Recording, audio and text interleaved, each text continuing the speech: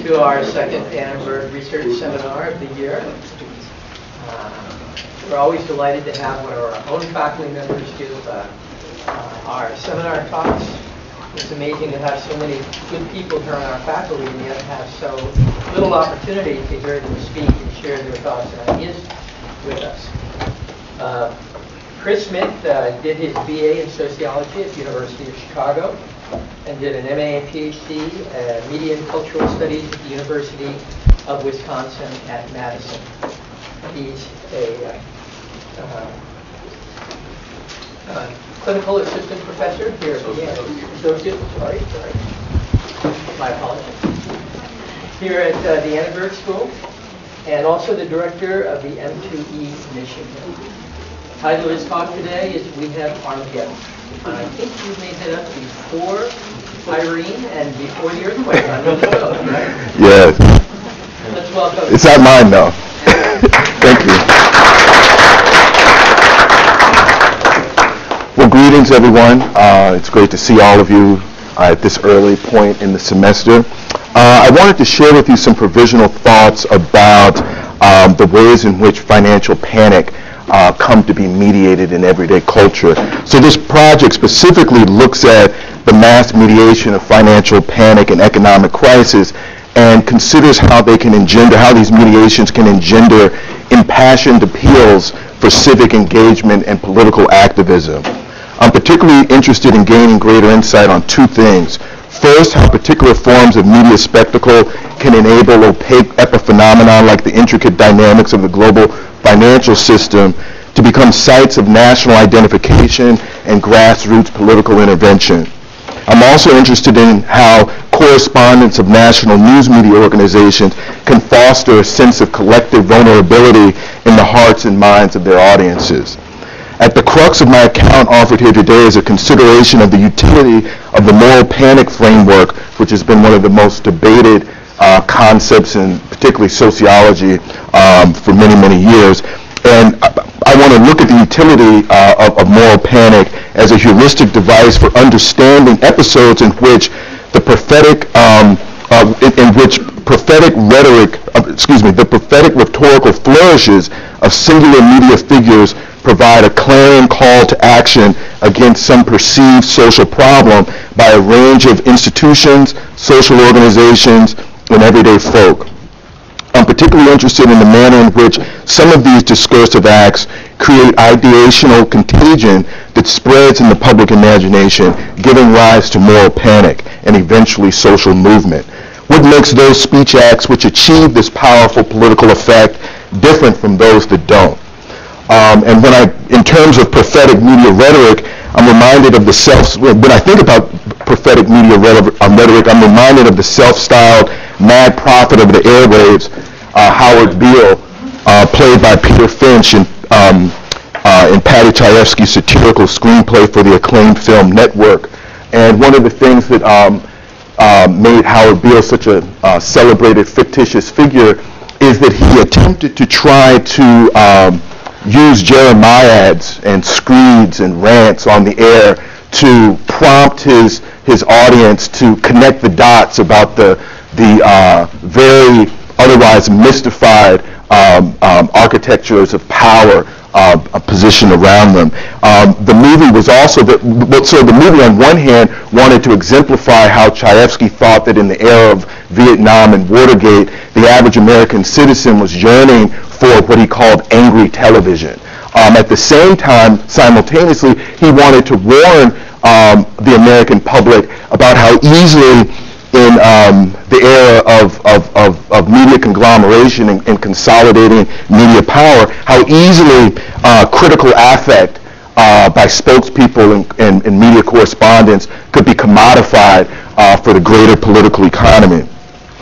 So in one of the most famous of these, one of the most noteworthy of these screeds, we find Howard Beale at the moment in which he has been thoroughly commodified. There's no more surprise in how he's breaking through the customary he said, she said of the evening news. And I just wanted to play a little bit of it for you. I was talking to Josh Kuhn the other day, and we were both exclaiming about how for people of a certain age, the movie Network is people have no idea about it, which is quite surprising, and it's such a great film. So I just wanted to dawdle long enough to play just a bit of it for you, just so you can have an idea of the tone of these type of extemporaneous Jeremiads.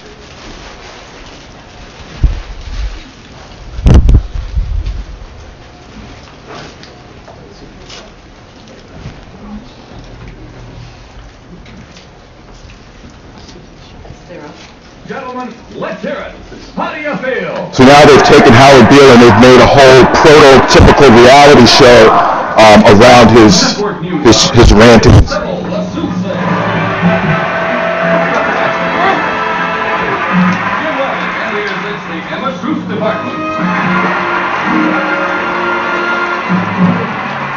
Miss Matahari and her skeletons in the closet. Tonight, another segment of Vox Populi. And starring the mad prophet of the airways, Howard Stewart.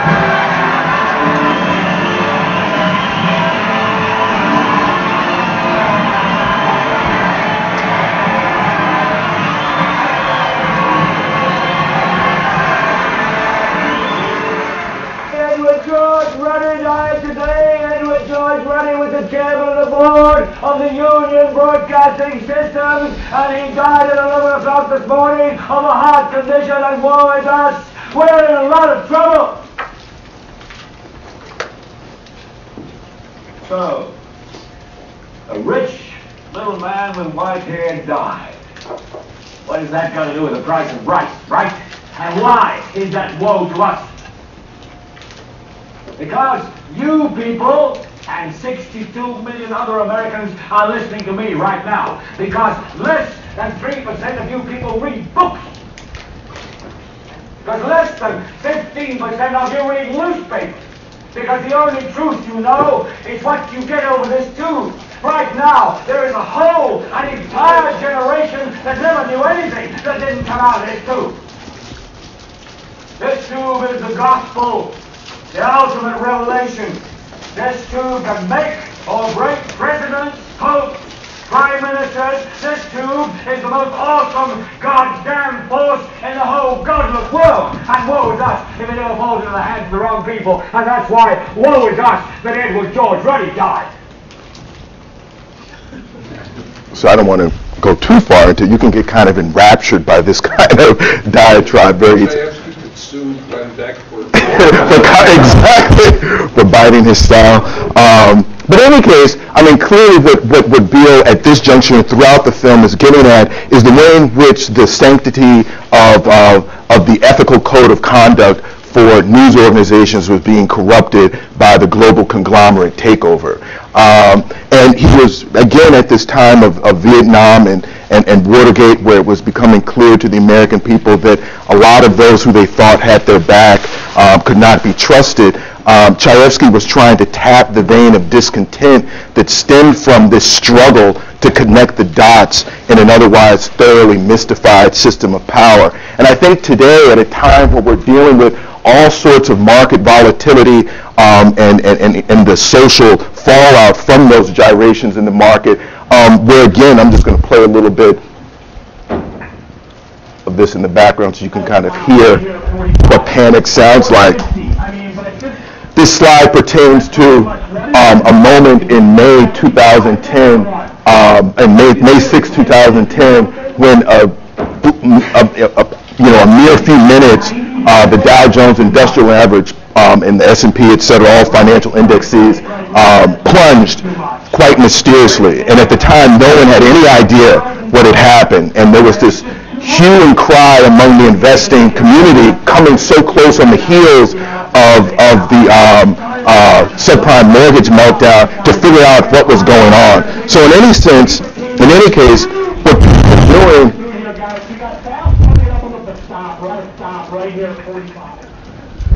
they're trying to figure out what's behind so many of the social forces that are moving their lives in certain directions that they can't otherwise see. much in the same way that Howard Beale was trying to identify these causal factors for people in his day. So when speaking about the strange spectral forces at work in the financial markets today, the geographer Claudio Minca recalls a similar connection between television, news media, and corporate capital that so angered Beale. Writing in a recent article, Minca said, "We have now become accustomed to newscasts announcing rises in the prices of oil and other commodities to ever new heights, followed by collapse just months, and some would even say hours or days later. Invisible forces appear to determine in entirely inexplicable fashion the destinies of our healthcare and education systems, of the job market, of the wealth of entire nations. The assumed but invisible transcendental mystique of the market allows for the disruption of just about every aspect of our everyday life without any real justification or explanation, without a clear burden of responsibility, without any clear relationship to real things and real people." And what I want to suggest is that within these times of great mystification and unknown, that we have the prophets of the mad prophets of the financial crisis gaining traction in the public imagination. And so in the bulk of this analysis, I look at four, or really three moments framed by a diatribe made by a singular individual, and look at the rejoinder that Jon Stewart provided to one of them. And I look at how these diatribes connect the arc of what we know to be the 07-08 and aftermath, the 07-08 crisis and its aftermath that we're still living through. And so you have the summer of 07 rant made by Jim Cramer when it was first becoming recognized that the subprime crisis was escaping, the allegedly, containment chamber.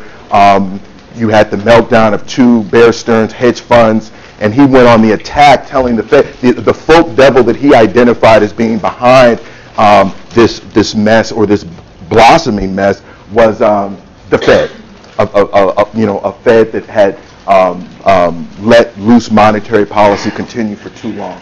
And then in the early days of the Obama presidency, you had the rant heard around the world by Rick Santelli on the floor of the Chicago Mercantile Exchange, followed very quickly by Jon Stewart calling Santelli out on what he viewed as a cheap form of rhetorical populism. And he invited Santelli to his studio on The Daily Show on Comedy Central, but Santelli refused, and Cramer quite famously or infamously stood in for him. And then finally, most recently, you have the rant made by Dylan Ratigan on MSNBC. Quite interestingly, the only one of these that actually has coalesced into a bona fide social movement is that of Rick Santelli's, which was the sort of like primal scene of the Tea Party movement. And what's interesting about, as we'll see, about Santelli's diatribe is the way in which rhetorically he connected the sphere of influence and the rallying cry for his call to the imagined community of the nation at large. None of the other figures really made that leap to a broader social collective, and therefore even Stewart's quite celebrated rhetorical moment really kind of fell flat after a certain point in time.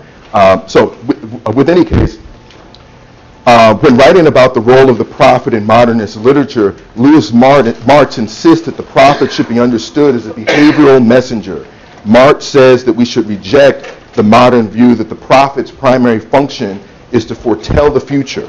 The biblical prophets spend a great deal of time, indeed most of the time, denouncing the misdeeds of the unjust at the present moment, evils that derive from the people's worship of false gods. Prophecies of the future appear, but these are often prophecies of the disasters that will fall upon the people or will continue to fall upon them if they do not mend their unjust ways. The Hebrew prophet is a reformer. His mind is upon the present, but then he also offers consolation of future good, the possibility of redemption if the people give up their unjust ways and return to the worship of the truth. Like the pre-biblical prophets of antiquity, each of the postmodern discursive actors I identify here epitomize outrage over and moral condemnation of a perceived threat that is revealed by the market meltdown. Threats of either omission, in the case of those targeted by Radigan and Kramer, or commission, in the case of those identified by Santelli and Stewart. Each of the media events staged by the respective interlocutors' ire can be seen as the potential spark for the ignition of a fiery backlash in the form of financial moral panic. Before I get to the heart of the presentation, I want to spend a few minutes positioning this work with what I understand to be the Annenberg School's broader strategic imperatives. This is an extraordinary time. With 2020 hindsight, we can recognize the period spanning mid-2007 through the first half of 2009 as one of the worst periods for business and finance in modern history. In that relatively brief historical span, the financial markets, the economies, and the political systems within the U.S. and the other established capitalist democracies suffered through and are still navigating a period of destabilization so terrible as to almost be without precedent in modern times. Confidence in key features of global integration, such as the U.S. dollar's reserve currency status and the sacrosanct view that quantitatively engineered asset appreciation was the skeleton key that would unlock geopolitical stability, has been shaken to the core. And just as an example of these kind of paradigms that have been thrashed, I offer a man whom I admire, Walter Russell Mead, who's a kind of a perennial think tank guru and historian, who wrote a recent book called God and Gold, tying the theological foundations of the Anglo-American enterprise to the power that he proclaimed in 2007 represented Anglo-American hegemony and influence around the world. And in his book, Mead spends time, as he says, talking about how at the root of Anglo-American power throughout the modern age was Anglo-American financial power.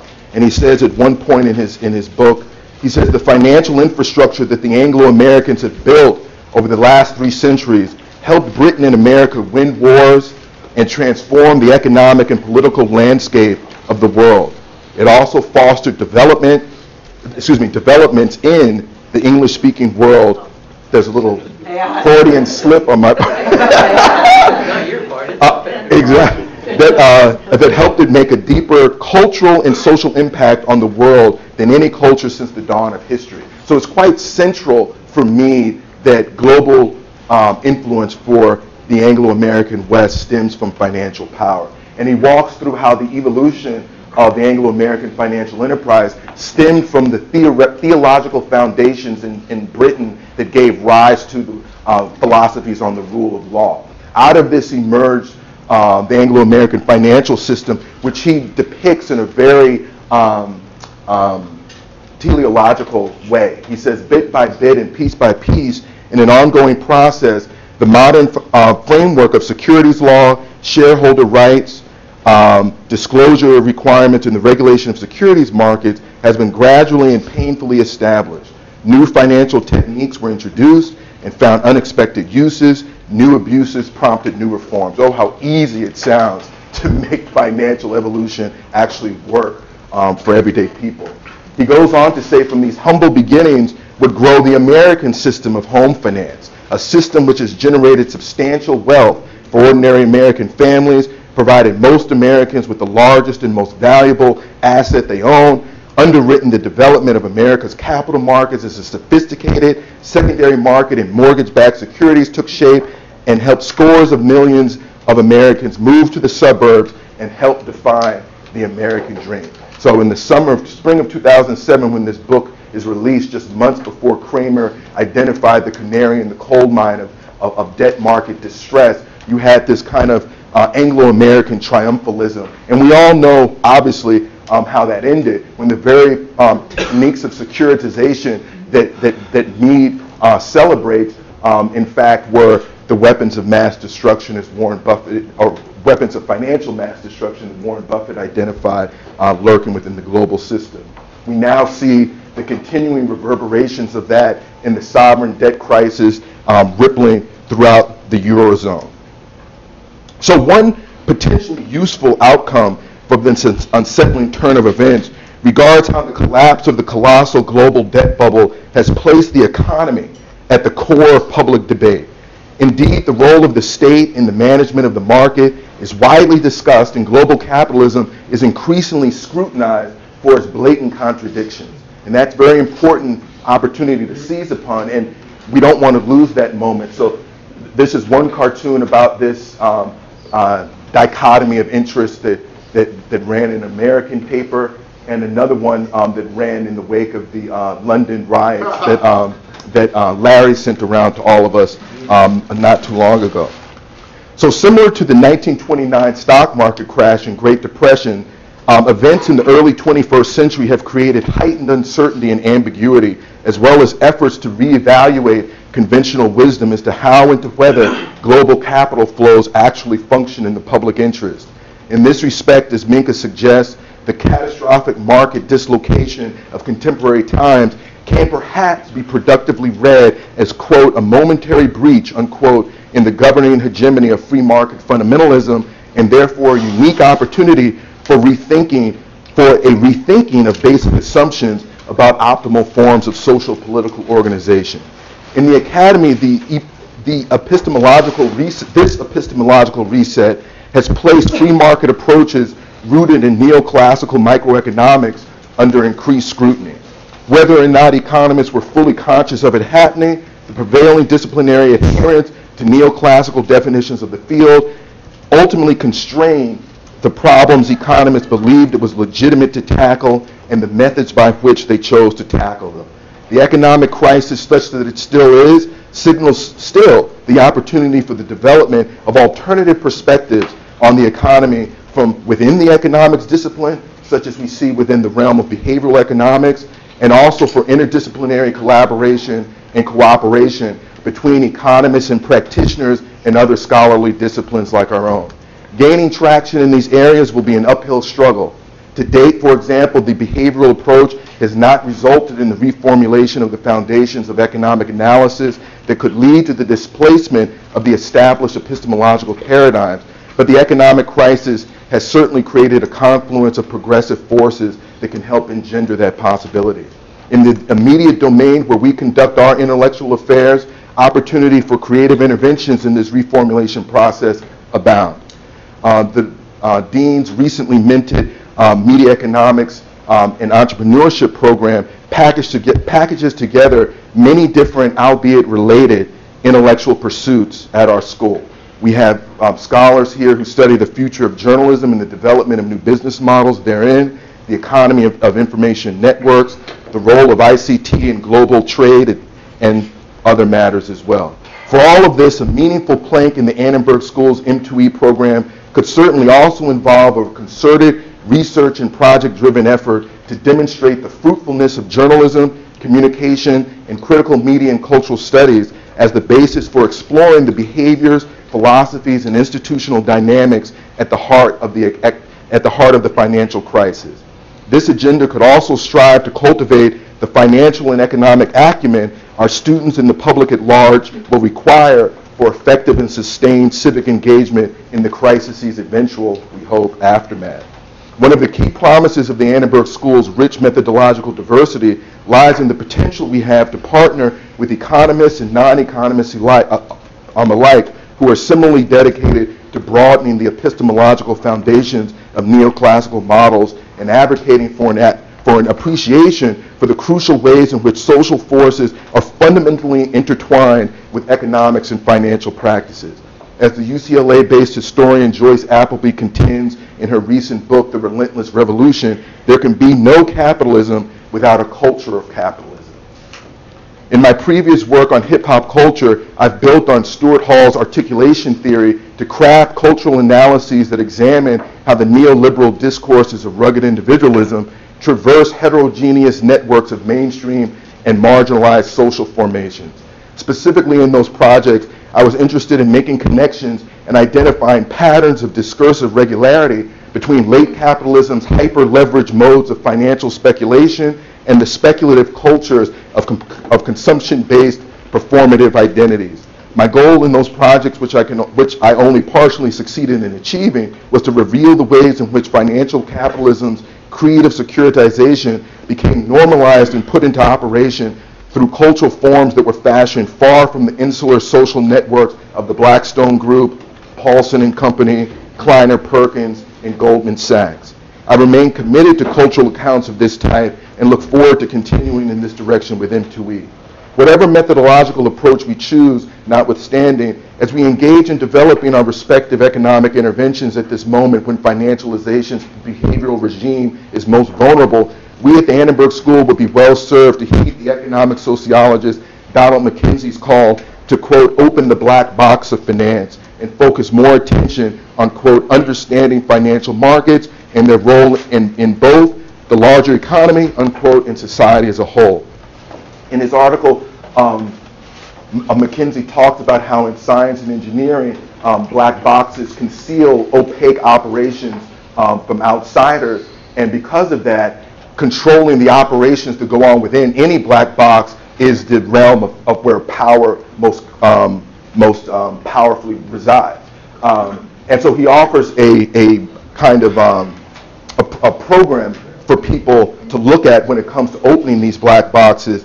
He claims that we need to look at rational market theory and the underpinnings thereof, the way in which derivatives work, which has led to a lot of very important work in economic sociology that have come up with a lot of different concepts on the way derivatives are symbolic of early 21st century culture, the practices of arbitrage, the ethnography of accounting practices that, like those that went so wrong in corporate institutions like Enron, Tyco, Adelphia, and others, the regulation of financial markets, and the forms of strategic communication that the Federal Reserve Board uses to achieve greater monetary policy transparency, particularly in the wake of the lingering crisis today.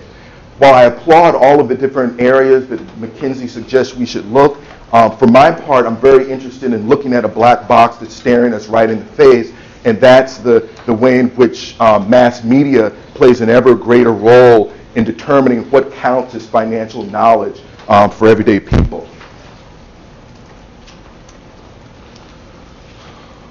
In their article, Performing Finance, Clark, Thrift, and Tickle assess how modern media assumed its role within financial capitalism's regime of truth, which enables the production and recognition of the financial system's social legitimacy, thereby changing the practice and protocols of financial power itself. The authors describe how from the immediate post-World War II period until the 1980s, finance was purely the purview of specialist publications and media outlets. From the 1980s to the 1990s, however, the rapidly increasing volume of international financial transactions made the financial sector more newsworthy. Advertising for financial products and services grew. There was an explosion in financial publications, and financial reporting like that, which is done by Maria Bartiromo for CNBC, became a key feature of mainstream media. Simultaneously, you had the ripple effect of finance becoming popularized in popular culture, even at the same time that it was being critiqued in films like Oliver Stone's original Wall Street in 1987. And gradually, international finance became a news and entertainment commodity just like any other. And the key feature for all of this is to understand how this development of the financial media apparatus created a new type of historical governmentality where everyday people, as so-called citizen investors, became positioned as neoliberal social actors within this configuration. So you get this new idea of how power works, both on the supply side, where institutional investors, fund managers, and senior corporate leadership became beholden to the mass media, going on these shows and having to report on how their companies were doing, and also on the demand side, where everyday investors had to try to make sense of what was going on in the world around them. Simultaneously, the very image of financial complexity was becoming ever more difficult to represent in intelligible ways. In their recent book, Moneymakers, Dave Snyder and Chris Howard suggest that although the elite fields of business and finance play large and dynamic roles in the global economy, how they work remains a mystery to most outsiders. So you've got this explosion of information, yet unlike the great pronouncements of those on the fundamentalists, the financially fundamentalist far right, we don't have any greater necessarily understanding on the part of everyday people. So today, in just over a decade, or a decade ago, hedge funds, private equity, and venture capital were finance terms rarely discussed in the mainstream media, and today they receive full-scale coverage. A recent Time 100 People Who Shape Our World included a publicity-shy hedge fund trader, a New York leveraged buyout veteran, and a West Coast venture capital financier, along with assorted entrepreneurs and Fortune 500 CEOs. But despite all of this proliferation of financial spectacle, the financial literacy gap actually grew. And what you could probably argue is that the framework of spectacle, theatricality, and celebrity and narrativity that these financial stories were packaged within probably had something to do with that. But nevertheless, for the sake of this paper, I want to look at how finance also becomes not just merely spectacle, but also a potentially politicized media event where everyday people can gain entry into the operations of finance and actually play a role in it, despite all the different forms of mystical governmentality that are going on around them. Crucial within that enterprise of politicizing finance is the cultivation of greater financial news media literacy on the part of everyday people. To paraphrase something that Doug Kellner wrote in his article about President Obama, then candidate Obama, and political spectacle, Professor Kellner said, quote, to be a literate, and I'll just paraphrase, to be a literate reader of financial news, which today is transmitted across a range of multimedia platforms, one needs to see how key political stakeholders and news reporters and correspondents construct narratives of media spectacle and spin to try to produce a particular point of view for consumption by the American public. And furthermore, we all need to learn how to critically decode such narrative conventions. So the notion is that media events provide the opportunity for people to actually engage. So even though for the most part in the 24/7 news cycle, financial news might come across as spectacle, periodically, as Simon Cottle puts forward, there are going to be these moments of high profile eruption where people actually can have an aha moment and kind of break the conventional wisdom in their minds and sort of think differently and perhaps even get together and form social community. And I'm really interested in how that opportunity for meaningful self-creation, social action, and civic engagement takes place. In his article, Mediatized Ritual Beyond Consent, Simon Cottle defines mediatized rituals as those exceptional and performative media phenomena that sustain and or mobilize collective sentiments and solidarities on the basis of symbol and a subjective orientation to what should or ought to be. Significantly, the kind of media events that can be depicted as mediatized rituals are extraordinary in that they are prominent, gaining high-level media exposure and widespread communication across a broad variety of media outlets. So Cottle goes on to provide a taxonomy of the type of events that generate this type of spreadability. He talked about celebratory media events like the opening ceremonies for the recent Beijing Olympic Games, conflicted media events like the O.J. Simpson trial or the dust-up between Carrie Prejean and Perez Hilton, or media disasters like Irene, etc., media scandals like politicians' sex scandals, and public crises like the economic crisis itself, which are very slow-moving, which form a very slow-moving series of events that ultimately coalesce into a loose narrative about a singular process. So for and then finally he mentions moral panics, where a folk devil is identified as a threat to the sanctity of the public at large. And here I offer the steroids brouhaha in baseball, where a whole assortment of players that were once celebrated as great American heroes like Mark McGwire and Barry Bonds, etc., were figured quite differently. Roger Clemens, I think I said already. So what I want to talk about, just to conclude, are how financial moral panics can be identified at this moment as a different kind of mediatized ritual. And so I want to play for you the clip of Jim Cramer in August 3rd, 2007, going into an extemporaneous monitory against the lack of Fed intervention in the debt markets. And the unflappable Aaron Burnett serves as his dutiful foil.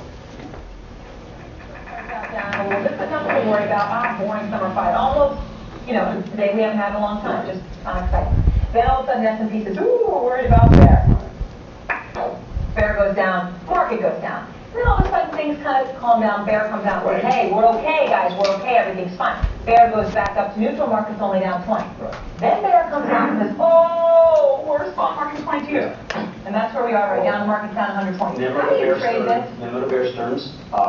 You got to adopt a Henry Ford attitude here, which is never explain, never complain. And they didn't do that. You keep your mouth shut during this period. You don't say a thing, because you're going to say something that people don't like. But then we complain and we say, hey, come on, guys, keep your mouth shut. Come out here and talk about your exposure. No, you speak softly and you wait to that level where you think the shorts have overdone the stock, and then you do what Dick Fold did in 1998. You pick up the phone to guys like me and you say, 32 bid, 1 million, and then you get whacked, and you come back and say 31 bid for 2 million. They're not doing that. That inspires more fear.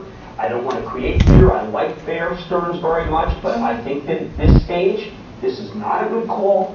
They shouldn't have done it, and they should have just said, you know what, we're doing well, and don't say another thing. Just don't say it, because it does not inspire confidence to have The notion of don't say it is obviously very important. Like it. All right, I hear you. Now, I still, though, when we say, And hey, the let's Dow have... can rally. We see the Dow No, I know. rally. I'm not even, but I mean, it's interesting, this figure. This is about Bernanke. This is about Bernanke. He has to be on that call. Forget the investors. The investors are going to do it. Bernanke needs to open the discount window. That's how bad things are out there. Bernanke needs to focus on this. Alan Greenspan told everyone to take a teaser rate and then raise the rate 17 times. And Bernanke is being an academic. It is no time to be an academic. Listen, open the darn Fed window. He has no idea how bad it is out there. He has no idea. He has no idea. He's been ahead of almost every single one of these firms in the last 72 hours, and he has no idea what it's like out there. None! And Bill Poole has no idea what it's like out there. My people have been in this game for 25 years, and they are losing their jobs, and these firms are going to go out of business, and he's nuts. They're nuts. They know nothing.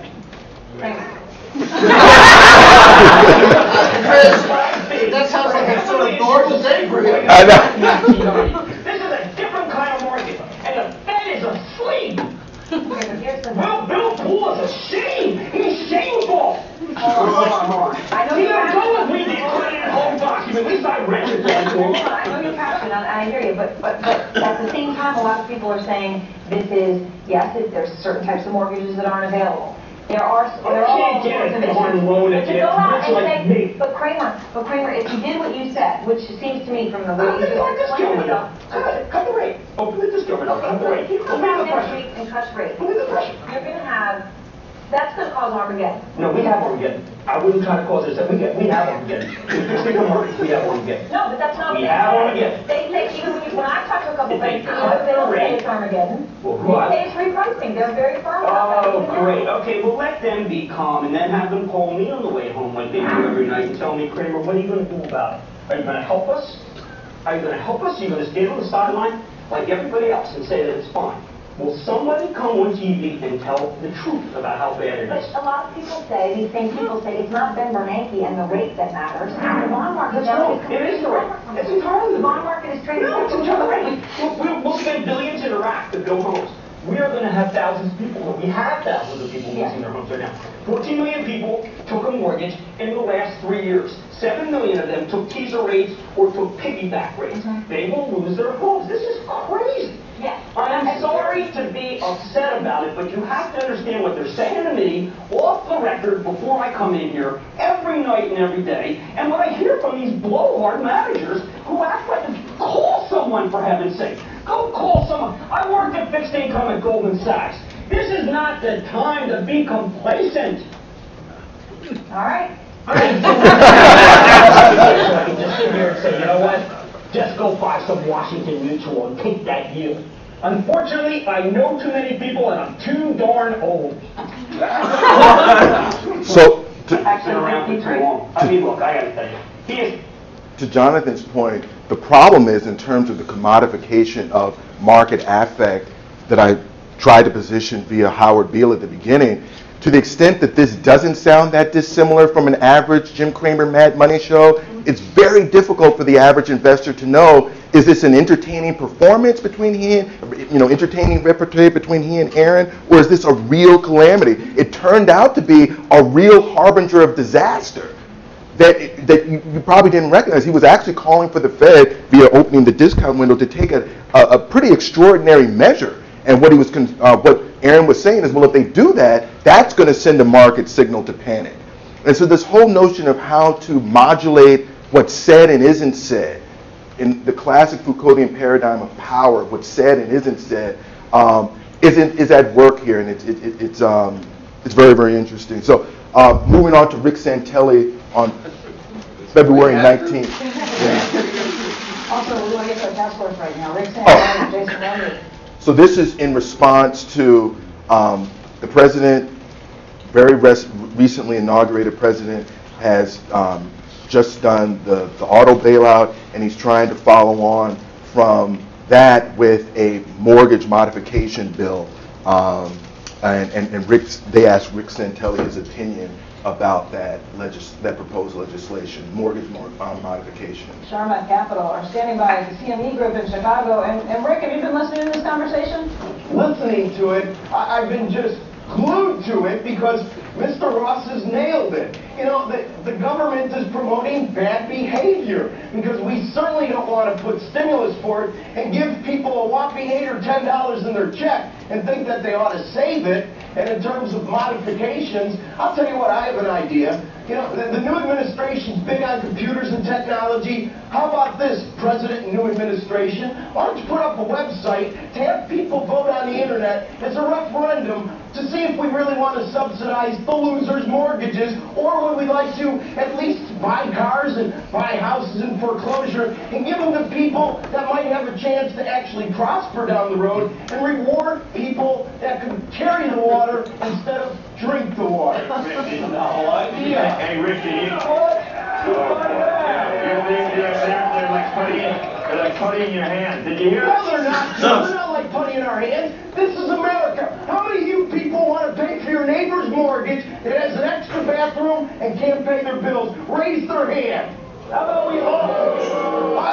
President Obama, are you listening? Paying our mortgage. It's a moral hazard. It's like mob rule here. I'm getting scared. I'm glad I'm. Don't get scared, Jackson. They're already scaring you. You know, Cuba used to have mansions and a relatively decent economy. They moved from the individual to the collective. Now they're driving 54 Chevys. Maybe the last freight car to come out of Detroit. They're driving them on water, too, which is a little strange to watch at that time. Hey, Rick, how about the notion that Wilbur pointed out you can go down to 2% on the mortgage. You can go down to minus 2% and still have 40% not be able to do it. So why are they in the house? Why are we trying to keep them in the house? Mr. Summers is a great economist, but boy, I'd love the answer to that one.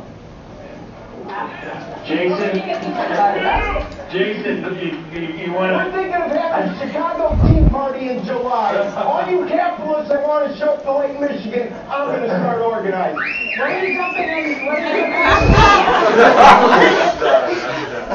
And so the rest is history. But just juxtaposing Santelli's appeal with Cramer's, with Aaron Burnett, really, when Cramer refers to the pain being felt by his people, it was unnecessarily and unfortunately such a narrow sphere of stakeholding that it couldn't be politicized. And it was too bad that Aaron actually didn't follow up to kind of broaden the notion of who was going to suffer in all of this. Santelli quite adeptly connected the pain metonymically from the traders on the floor to America, not only at large in the contemporary life world, but going back historically to the halcyon days of our founding. And the rest is history. It actually coalesced into a real social movement. Now, Jon Stewart, for his part, on one of his more celebrated celebrity interviews, tried to get Rick Santelli on, but got Kramer instead,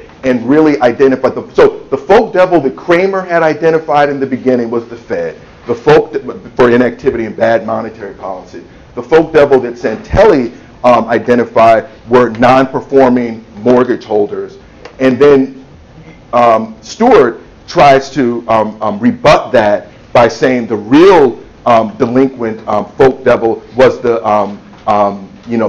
sleep at the wheel business media, and so you've all probably seen that. Now, all of these rhetorical moments in the financial crisis what all of them are missing is an appeal that connects what they're talking about with a broader reconsideration of capitalism itself. Kramer is fiddling with arcane monetary policy nuance and debt market nuance. Santelli is, you don't even really know what Santelli is talking about half the time, but he's clearly talking about, whether a mortgage modification program will drive growth or not. So he's still talking about the greater or lesser performativity of the status quo situation. And even for his part, Stewart is similarly not really trying to do a prophetic imagining of something other than what we already have. He's just saying, can you guys at least do this better so we can be better investors? So none of them are really challenging the neoliberal status quo. That's what makes the most recent political rant at the time of the market volatility that was occurring right before school started, again, right around the time when the debt ceiling debate was happening or not. Dylan Ratigan, on his show, the Dylan Ratigan Show on MSNBC, August 9th of early this month, said, he went on a very long attack that in a way that many people had never seen before. He actually began to call into question the idea that our American liberal capitalist democratic experience could continue on its current course. And by describing what he calls quite graphically the extraction of wealth taking place along a tripartite axis, it has potential. It really resonated. All of these spread very, very rapidly on multi-platforms, including this one. But I think that one of the things in the zeitgeist that Ratigan tapped into is this silent yearning that a lot of people in America have for a new vision of what the social framework might actually look like. So I don't know how to do this.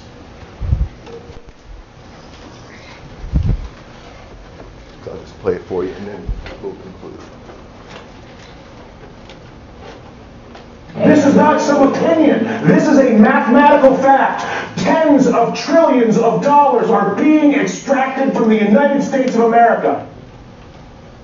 Dylan Ratigan, mad as hell, and with a message from Washington, wake up. So that was a little piece of his rant on yesterday's show has a lot of people still buzzing 24 hours later. And Dylan himself is taking a few minutes out from writing his book now to join us on the hotline. Dylan Ratigan, welcome to the Dylan Ratigan Show. This is a very meta experience. I'm more nervous to come on my own show as a phoner than I am to host it. Well, Dylan, obviously this has really touched a nerve. Huge reaction on Twitter, all across the blogosphere. What did you mean by the extraction that people ought to be upset about? Say a little more about that to keep the information flowing. What I was trying to communicate was my sense that everybody, whether you're a conservative, whether you're a liberal, whether you're a Democrat, a Republican, or an independent, or a Martian worshiper, you are aware that the American tax code is bought. That those who fund our politicians get beneficial tax treatment, whether it's corn, whether it's the health insurance and corporate health insurance, or whether it is the oil companies, or whether it's loopholes for wealthy versus those who work. Regardless of what you think the tax code should be, everybody knows it's a bought code. Everybody knows that the trade agreement with China is extracting money from us. We get a report every month. Half of our trade deficit every month is as a result of the fact that China taxes us 10 times what we tax them. They're at 25% for U.S. imports. We're at 2.5%, and then discounts. Everybody knows that. Everybody knows that the banking system is not incentivized, is not structured to take the trillions that we give it lend or facilitate an investment market that's investing in America. And that is costing us tens of trillions of dollars. We're truly harvesting our own wealth for the benefit of a few interests in trade, banking, and the tax code that fund our politicians. And I think everybody knows that, and I think for me, I guess it just boiled over a little bit. It clearly struck a nerve, even more so when you see the market turmoil like we've seen the last couple of days, when it seems like the jig may be up on the whole global economic system in ways that you've been talking about for some time now. Now that people seem to be energized and they're looking for, what can I do? What actions can I take? What would you tell people that they ought to be doing now that they can do to make a difference to try and turn the ship of state around? The stunning thing for me, and as you mentioned is at the top, is the overwhelming nature of the response, not just of people who share the emotion that I'm feeling, but also people who have amazing ideas as to what can be done. And so I was thinking about that and thinking about all the energy, the anger, and the frustration, and how both valuable and how dangerous that energy is, Matt. You know, it's an intense thing when people are this frustrated. And I think that the most valuable thing for everybody to do, and we wrote something about this today that I think is circulating on the Huffington Post and DylanRadigan.com and all this, that goes like this. If you understand how the tax code and the banking system and the trade systems are misaligned, are unfair, explain it to everybody that you know. Help them better understand this. Anybody can understand this if those who understand it take the time to help those who don't understand it. That's the first thing. You have to learn, you have to educate yourself before you use this energy, because you don't want to use it wrong. So that's also where we come in at M2E, is helping those here at Annenberg spread the word about knowing these things so we can spread it in the neighborhoods at large. So in any case, thank you very much.